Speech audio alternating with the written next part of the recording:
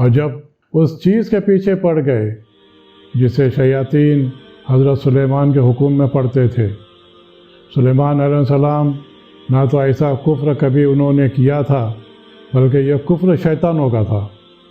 وہ لوگوں کو جادو سکھایا کرتے تھے جو بابل میں ہاروت اور ماروت 2 فرشتوں کے اوپر اتارا گیا تھا۔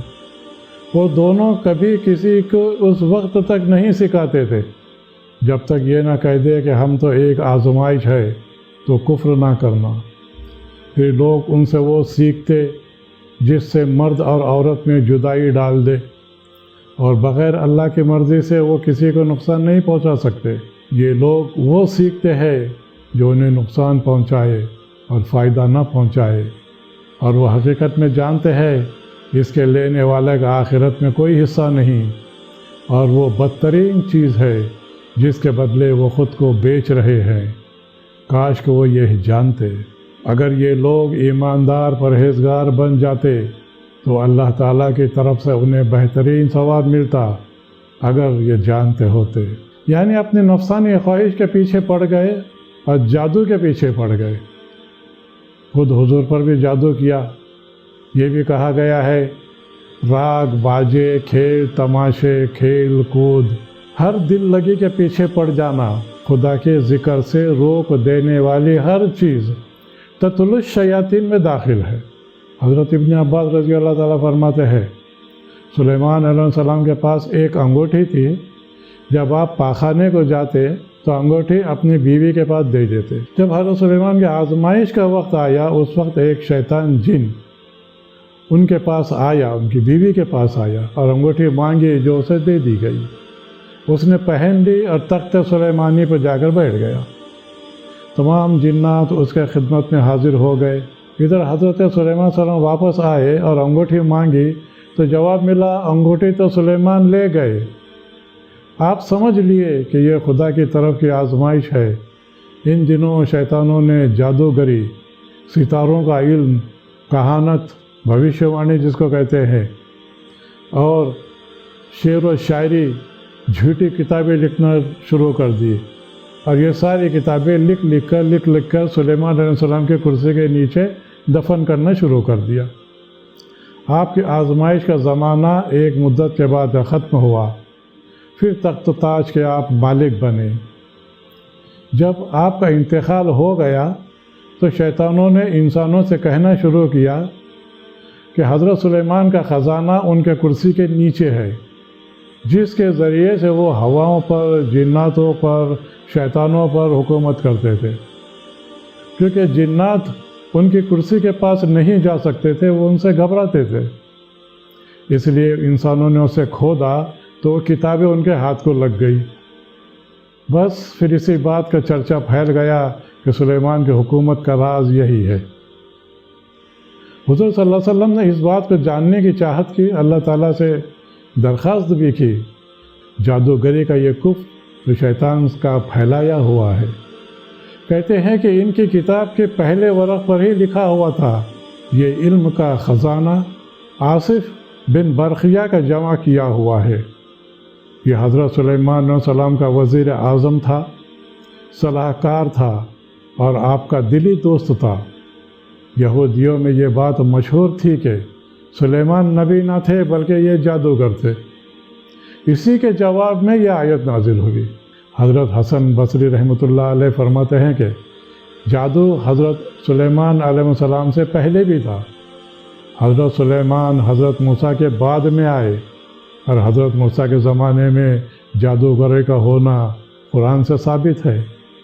یہودیوں کا ایک عقیدہ یہ بھی تھا کہ جادو فرشتوں پر اترا۔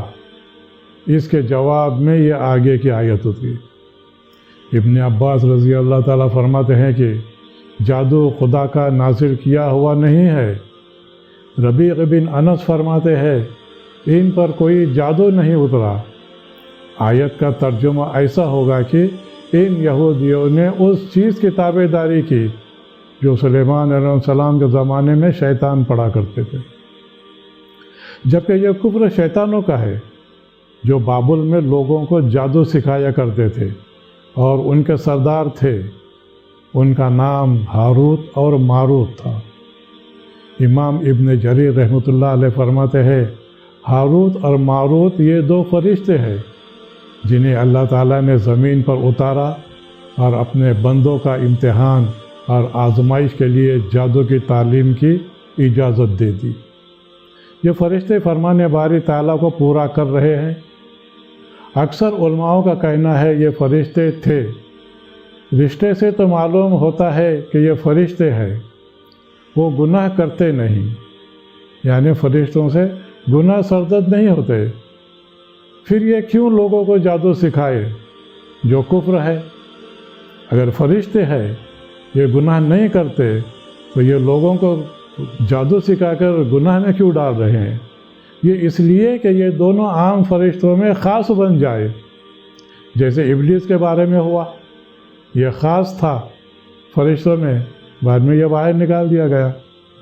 حضرت ابن مسعود، ابن عباس، ابن عمر کا کہنا ہے، صحیح ابن حبان، مسند احمد، ابن مردویہ، ابن جریر میں یہ حدیث اس طرح موجود ہے کہ رسول اللہ صلی اللہ علیہ وسلم فرماتے ہیں جب آدم علیہ السلام کو اللہ نے زمین پر اتارا اور ان کی اولاد پھیلی اور اللہ کی نافرمانی ہونے لگی تو فرشتوں نے کہا دیکھو یہ کتنے برے لوگ ہیں، کیسی نافرمانی کرتے ہیں، اگر ہم ان کی جگہ ہوتے تو ہرگز خدا کی نافرمانی نہیں کرتے۔ تب اللہ تعالیٰ نے فرمایا اچھا تم اپنے میں سے دو فرشتے پسند کر لو، میں ان میں انسانی نفسیت ڈال دیتا ہوں، انسانی خواہشات بھر دیتا ہوں اور بھیجتا ہوں، پھر دیکھیں وہ کیا کرتے ہیں۔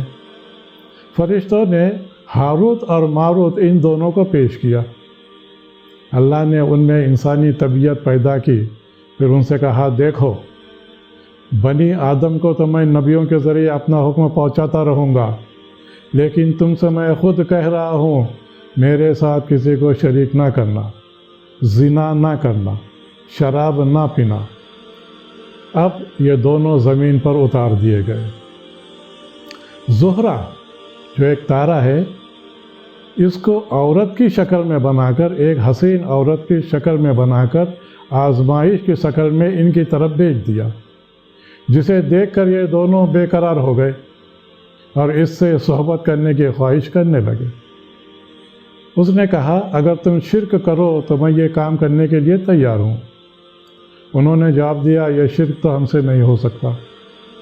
وہ چلے گئی، پھر واپس آئی، کہنے لگی اچھا اس بچے کو قتل کر ڈالو، میں تمہاری خواہش پوری کرنے کو تیار ہوں۔ انہیں اسے بھی نامنظور کر دیا۔ وہ پھر آئی اور کہا اچھا اس شراب کو پی لو۔ انہوں نے اس کا پینا ہلکا سمجھا، ہلکا گناہ سمجھ کر اسے پی لیا۔ اب نشے میں مست ہو گئے، زنا بھی کیا، بچے کو بھی قتل کر ڈالا۔ جب ہوش ٹھکانے آئے تو عورت نے کہا جن کاموں سے تم نے انکار کیا تھا اب وہ سب کر ڈالے۔ اب اللہ تعالیٰ نے انہیں اختیار دیا دنیا کا عذاب منظور کر لو یا پھر آخرت کا، دونوں میں سے ایک پسند کر لو۔ یہ دونوں دنیا کے عذاب کے لیے تیار ہو گئے۔ الغرض ہاروت اور ماروت کا یہ قصہ کئی کتابوں میں موجود ہے، تابعین سے بھی موجود ہے، تابعین نے بھی اسے بیان کیا ہے۔ کئی الفاظوں میں، کئی قصوں میں، کئی ہیر پھیر کے ساتھ یہ قصہ ملتا ہے، لیکن اس کا زیادہ تر حصہ بنی اسرائیل کے کتابوں میں سے ہے۔ اس بارے میں کوئی صحیح حدیث نہیں ہے، نہ قرآن کریم میں اس کی تفصیل ہے۔ بابل یہ عراق کا شہر ہے۔ ابن ابی حاتم میں ہے حضرت علی رضی اللہ تعالیٰ عنہ بابل کی زمین پر سفر کر رہے تھے، عصر کی نماز کا وقت آ گیا، لیکن آپ نے وہاں نماز ادا نہ کی، بلکہ سرحد سے نکل جانے کے بعد نماز پڑھی اور کہا میرے حبیب صلی اللہ علیہ وسلم نے بابل کی زمین پر نماز ادا کرنے سے منع کیا ہے۔ اس آیت میں یہ بھی ظاہر کر دیا ہے کہ جادو سیکھنا کفر ہے۔ بزار رحمۃ اللہ علیہ کے حدیث میں ہے جو کوئی کاہن یا جادوگر کے پاس جائے اور اس کی بات کو سچی مانے، اس نے حضور صلی اللہ علیہ وسلم پر اتری ہوئی کتاب کے ساتھ کفر کیا۔ پھر آگے فرمایا ہاروت اور ماروت سے جادو سیکھتے ہیں، اور عورت اور مرد میں جدائی ڈالتے ہیں۔ صحیح مسلم شریف کی حدیث میں ہے، جادوگر میاں بیوی کی شکل سے ایک دوسرے کو نفرت دلاتے ہیں، ان کی عادت ایک دوسرے کو بری لگنے لگتی ہے اور پھر ان میں جدائی پڑ جاتی ہے۔ یہ جادو کے زور پہ یہ لوگ کرتے ہیں۔ پھر فرمان باری تعالیٰ ہے، یہ کسی کو بھی خدا کی مرضی کے بغیر نقصان نہیں پہنچا سکتے۔ مطلب یہ ہے کہ اللہ تعالیٰ کے قدر اور ارادے کے ساتھ نقصان پہنچتا ہے، ان میں کوئی طاقت نہیں ہے۔ یعنی جادو اسی کو نقصان دیتا ہے جو اسے حاصل کرے اور اس میں داخل ہو جائے۔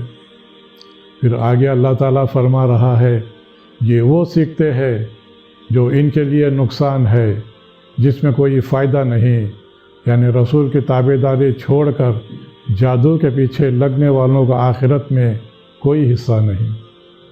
پھر آگے فرمایا، اگر یہ اس کام کی برائی کو جانتے اور ایمان و تقوی رکھتے تو ان کے لیے بہت ہی اچھی چیز تھی، مگر یہ لوگ بے علم ہے۔ اس آیت کی تفسیر میں بزرگوں نے کہا ہے کہ امام احمد رحمۃ اللہ علیہ جادوگر کو کافر کہتے ہیں۔ حضرت عمر نے اپنے ایک فرمان میں لکھا تھا، ہر ایک جادوگر مرد و عورت کو قتل کرے، تب ہم نے 3 جادوگروں کو قتل کیا تھا۔ صحیح بخاری شریف میں ہے، ام المومنین حضرت حفصہ رضی اللہ تعالی عنہ پر ان کی لونڈی نے جادو کیا تھا، جس پر اسے قتل کر دیا گیا تھا۔ ولید بن عقبہ کے پاس ایک جادوگر تھا جو ان کی تلوار سے سر کاٹ ڈالتا تھا، پھر آواز دیتا تو وہ سر جڑ جاتا تھا۔ ایک مہاجر صحابی میں سے ایک بزرگ صحابی نے جب یہ دیکھا تو دوسرے دن تلوار ساتھ میں لے کر گئے۔ جب جادوگر نے اپنے کرتب بتانا شروع کیا، آپ نے اس کا سر کاٹ ڈالا، فرمایا اگر سچا ہے تو سر جوڑ لے، اور یہی آیت پڑھ کر سنائی۔ امام ابن شافعی نے حضرت عمر کے فرمان اور حضرت حفصہ رضی اللہ تعالیٰ کے واقعے کے بارے میں کہا ہے، یہ حکم اس وقت ہے جب شرکیہ الفاظ سے جادو کیا جائے، یعنی الفاظ میں مشرکانہ الفاظ ہو۔ عبداللہ رضی اللہ تعالی عنہ جادو کی 8 قسمیں بتاتے ہیں۔ اس میں ستارہ پرستی، نفس کی قوت، وہم، جیسے نظر کا لگ جانا حق ہے، اگر کوئی چیز تقدیر پر سبقت یعنی مات کرنے والی ہوتی تو نظر نہیں لگتی۔ جنات، بد روحوں سے مدد مانگنا بھی جادو ہے۔ شعبدہ بازی، کھیل دکھانا، ہاتھ چالاکی کرنا بھی جادو ہے۔ تصویریں، مورتیاں بنانا، ان کو حرکت دینا، یہ بھی جادو ہے۔ دواؤں، جڑی بوٹیوں میں عجیب عجیب خاصیت دکھانا، عجیب عجیب فائدے بتانا، یہ بھی جادو ہے۔ جیسے فقیر اور درویش ان چیزوں کو کرامت بتا کر لوگوں کے سامنے پیش کرتے ہیں۔